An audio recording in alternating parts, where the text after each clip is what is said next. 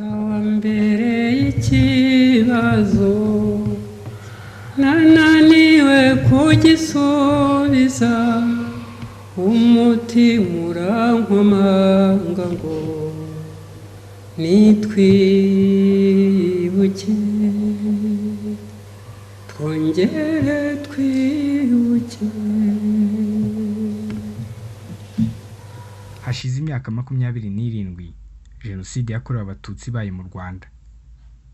Ni Jenoside yateguwe ndetse ikaza gushyirwa mu bikorwa igahitana inzirakarengane zisaga miliyoni mu Rwanda zishwe zizira uko zavutse.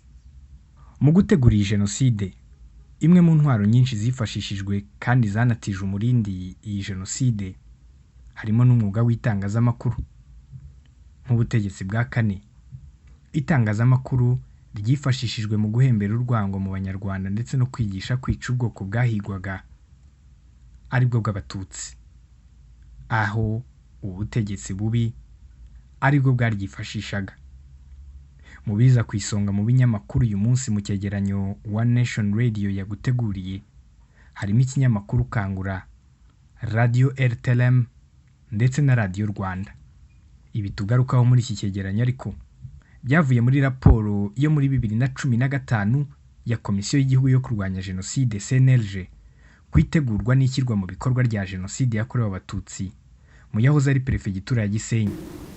Abumva radio rero yigenga RTLM kuri wa gatandatu itariki ya 4 z'ukwezi kwa gatandatu 1994 turabashuje mwese tubifuriza amahoro n'ubwo inyenzi inkotanyi zo zitayashaka n'abazishyigikiye aribo ba Museveni n'ababirigi hanyuma n'abandi bose bifuza yuko uru Rwanda rutagira amahoro. Ibyo ari byose Imana nibishaka tuzatsinda kandi amahoro agaruke mu Rwanda. Kandi umuntu abirebye, iyo umuntu agenda bireba bisuzuma asanga mu by'ukuri bitari kure na gato. Mwaramutse mutese ahiwanyu byifashe bite? Hani Kigali mu by'ukuri haramutse ijoro rituje, uretse abantu nyine abantu bari kuri za bariyeri bafite imbunda, mbese wagira ngo ntibarara ijoro ntiryacya badaturikije. Abo ngabo rero nibo batuma umuntu agira yenda nk'agatima gahagaze buke, nyuma amasasu yaceceka umuntu akumva aruhutse. Ariko ndakeka yuko baba bagira ngo inkotanyi nyine bazumvishe yuko bahagaze neza kuri bariyeri, ariko rero mu by'ukuri ayo masasu bapfusha ubusa tuba tuyakeneye. Ubundi mu by'ukuri nta wagombye kurasa icyo atabona, kuko uyu muntu arashe icyo atabona urebye n'ubuhubutsi. Ntabwo ari ngombwa rero kurasa icyo umuntu abonye cyose, icyo wikanze umuntu arasa icyo abona.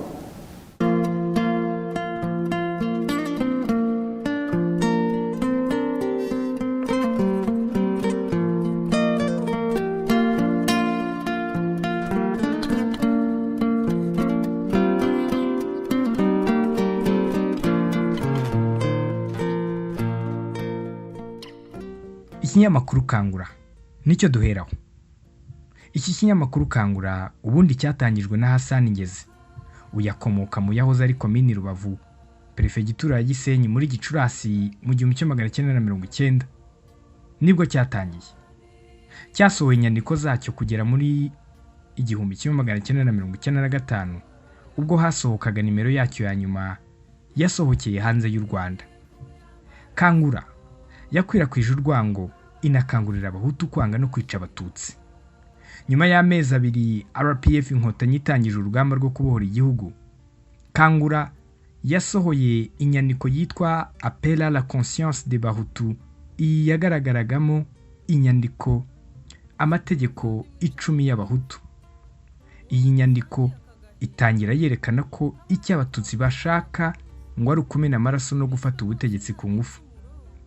Amategeko 10 avugwa muri iyi nyandiko akangurira Abahutu kwanga Abatutsi mu buryo bwose, harimo kwirinda umubano bagirana nabo, kudashyingiranwa n'Abatutsikazi, kudakorana nabo cyangwa kugirana amasezerano yari yo yose. Nkuko bigaragara muri aya mategeko 10, imyanya ikomeye ifatirwamo ibyemezo yagombaga kuba iy'Abahutu gusa. Itegeko rya 8 ryo ryabuzaga umuhutu wese kugirira imbabazi umututsi, naho irya 9 abahutu bose bari basabwe ngo kuba maso bakamenya ko umwanzi bafite ari umwe, ari we mututsi. Iyi yari kangura nimero ya 6 mu Kuboza mu 1990. Gushishikariza abahutu kwica abatutsi byagaragaye nanone muri iki kinyamakuru Kangura muri nimero ya 54 yasohotse muri Mutarama mu 1991. Hasani Ngeze yanditse ko inyenzi ngo zigomba kwiyumvisha ibishobora gukurikiraho igihe cyose zakongera gukora ikosa ryo gushoza imirwano kw'abatutsi, ngo bazahita batsembwa burundu nta n'umwe usigaye, ndetse harimo n'ibyitso byazo. Mu Gushyingo mu 1991 Kangura yasohoye nimero yayo ya 26. Ku rupapuro rwayo rubanza hari handitse amagambo yegeranye n'umupanga yo kwibaza intwaro zakoreshwa kugira ngo batsinde inyenzi burundu.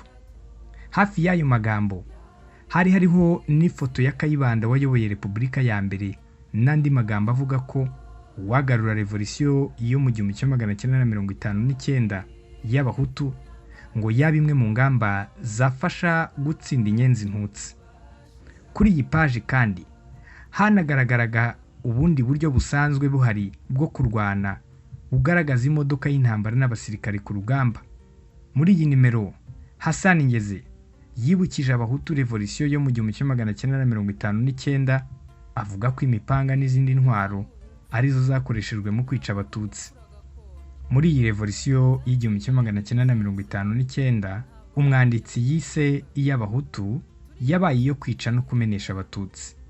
Kugarura iyi revolisiyo kwari ugukangurira abahutu kongera kwica abatutsi iyo bava bakagera hifashishijwe imipanga nk'uko byagenze mu 1959.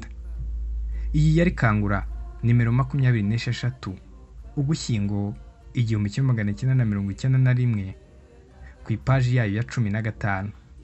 Nimero 41 y'iki kinyamakuru yo muri Werurwe mu 1993 yivuga ko ngo nta mpamvu abasirikare ba leta bashoboraga kujya kurwanya umwanzi ku mupaka basize umwanzi uri imbere mu gihugu. Iyi yari Kangura nimero 41 Werurwe mu 1993 nk'uko nabikubwiye. Nyuma gato muri nimero ya 59 yasohotse muri Werurwe mu 1994 umwanditsi w'iki kinyamakuru yavuze ko RPF Inkotanyi ngo niyongera kugaba ibitero abatutsi n'ibyitso byabo bazicwa. Iyi yari Kangura nimero 59 yo muri Werurwe mu 1994. Izi nimero zombi zakanguriraga abahutu kwica abatutsi b'imbere mu gihugu n'undi wese udashyigikiye umugambi wo kwica. Kubirebana no gushishikariza abahutu kwica abatutsi, urukiko mpuzamahanga mpanabyaha rwashyiriyeho u Rwanda rwaje no kuvuga ko iki kinyamakuru Kangura cyagize uruhare mu itegurwa rya Jenoside kuko cyashishikarizaga abahutu bose ubwicanyi. Inyandiko zacyo zari zuzuyemo urwango ruvanze n'ubwoba kuko cyabwiraga abahutu ko nibadafata iya mbere mu kwica abatutsi ari bo ngo bazicwa. Uretse Kangura, ibinyamakuru bitandukanye harimo nka Zirikana, Umurwanashyaka, Kamarampaka, Interahamwe n'ibindi byari bishyigikiye leta ya Habyarimana byagize uruhare mu gushishikariza abahutu kwanga no kwica abatutsi. Ikinyamakuru Zirikana cyari gishyigikiye ishyaka rya CDR ndetse n'abahutu bose, cyo cyagize uruhare mu gukangurira abahutu kwanga no kwica abatutsi. Nk'uko inyito yakivuga, cyabwiraga abahutu kuzirikana ububi bw'abatutsi bityo bakabarwanya bivuye inyuma. Ikinyamakuru Zirikana cyasohokaga mu gihe cya buri mezi abiri. Cyasohoye nimero yacyo ya mbere muri Nzeri mu 1992. Muri nimero yacyo ya mbere ku rupapuro rwa 7 cyasohoye itangazo ku itariki ya 4 Nzeri muri 1992 ryasabaga abahutu bose kuba maso bakarwanya umwanzi n'ibyitso bye. Iryo tangazo ryasabye Minisiteri y'Ingabo kwigisha abahutu bose imbunda ngo kuko abatutsi bo bazigishijwe n'inkotanyi kandi bakaba banazitunze. Mu gufasha abahutu kugira imyumvire imwe ku ijambo umwanzi, hashyizweho akanama kari gakuriwe na Colonel Theoneste Bagosora bisabwe n'umukuru w'igihugu Juvenal Habyarimana mu nama yagiranye n'abasirikare bakuru ku itariki ya 4 Ukuboza mu 1991 ku ishuri rya École Supérieure Militaire. Iyo nama yari igamije gusobanura umwanzi uwo ari we ndetse no gushyiraho ingamba zo kumutsinda. Igisobanuro cy'ijambo umwanzi cyatanzwe mu nyandiko y'umuyobozi mukuru wa gisirikare Deogratias Nsabimana ku itariki ya 21 Nzeri mu 1992. Radio Rutwitsi RTLM, iyi mu magambo bundi arambuye yitwaga Radio Television Mille Collines, yamenyekanye ku izina rya Radio Rutwitsi.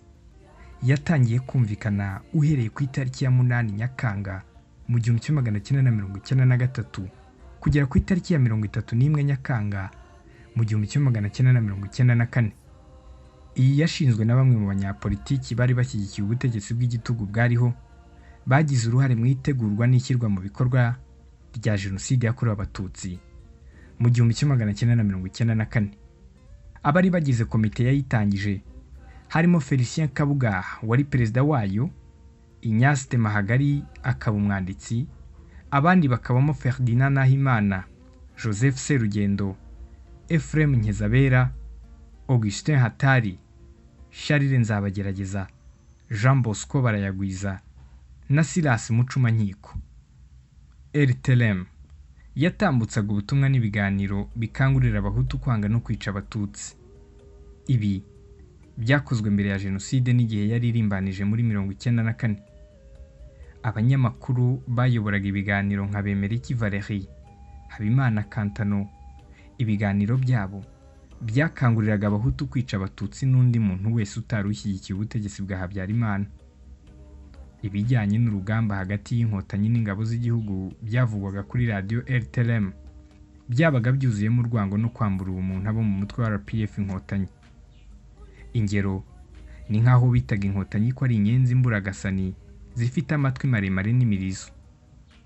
Ku itariki ya 2 Ukuboza mu 1993, RTLM yatambukije ikiganiro gikangurira abahutu bose aho bari mu Rwanda no mu bindi bihugu ko Umututsi ari umunyamahanga waje mu Rwanda ashaka ubwatsi bw'inka ze, ariko kubera amayeri agira akageraho ategeka abahutu yihasanze, bityo ko nibamwemerera akagaruka mu Rwanda atariho azategeka gusa ahubwo ko azigarurira ibiyaga bigari.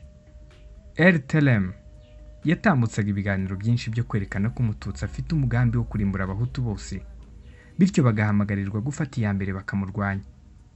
Mu gihe Jenoside yari irimbanije, RTLM yarangiraga bicanya aho abatutsi bihishe cyangwa bahungiye ari benshi. Tariki ya 2 Nyakanga mu 1994, RTLM yatanze ubutumwa ku bahutu bose bwo kunezerwa bakishima ngo kuko inkotanyi ari we Mututsi nyine zashize. Usibye RTLM kandi Radio Rwanda nayo ntawabura kuvuga ko yagize uruhare mu gushishikariza abahutu kwica abatutsi. Mbere yo kwica abatutsi bo mu Bugesera mu makomini ya Ngenda, Gashora na Kanzenze, tariki 3 Werurwe 1992, Radio Rwanda yacishijeho itangazo inshuro 5 ribwira abahutu bose ko abatutsi bafite umugambi wo kwica abategetsi bakuru b'abahutu. Ibi byatumye abahutu bihutira kwica abatutsi mu minsi yakurikiye iryo tangazo. Ubu buryo bwo gukwirakwiza inkuru ko abatutsi baba bagiye kwica abahutu bwanakoreshejwe inshuro nyinshi n'ubuyobozi iyo habaga hari gahunda yo kwica abatutsi. Ingero ni igihe bicaga abatutsi bo muri komini Kibirira mu Kwakira mu 1990, Gashyantare mu 1991, muri komini Mutura, Kanama ndetse na Rwerere. Mu bumenyi bujyanye na Jenoside, uburyo bwo kurega ugomba kwicwa ko ari ufite umugambi wo kwica mu rurimi rw'igifaransa ubundi babwita accusation en miroir. Abateguraga Jenoside nibwo bakoreshaga bitirira bagombaga kwicwa imigambi yabo mibisha. Iki cyegeranyo mwagiteguriwe kandi mukigezwaho nanjye Simeon Muhumuza nifashishije nk'uko nabibabwiye raporo yo muri 2015 ya Komisiyo y'Igihugu yo kurwanya Jenoside CNLG kwitegurwa n'ishyirwa mu bikorwa rya Jenoside yakorewe Abatutsi mu yahoze ari Perefegitura ya Gisenyi. Iyi ni One Nation Radio. Twibuke twiyubaka. Singing wasize uko wabaye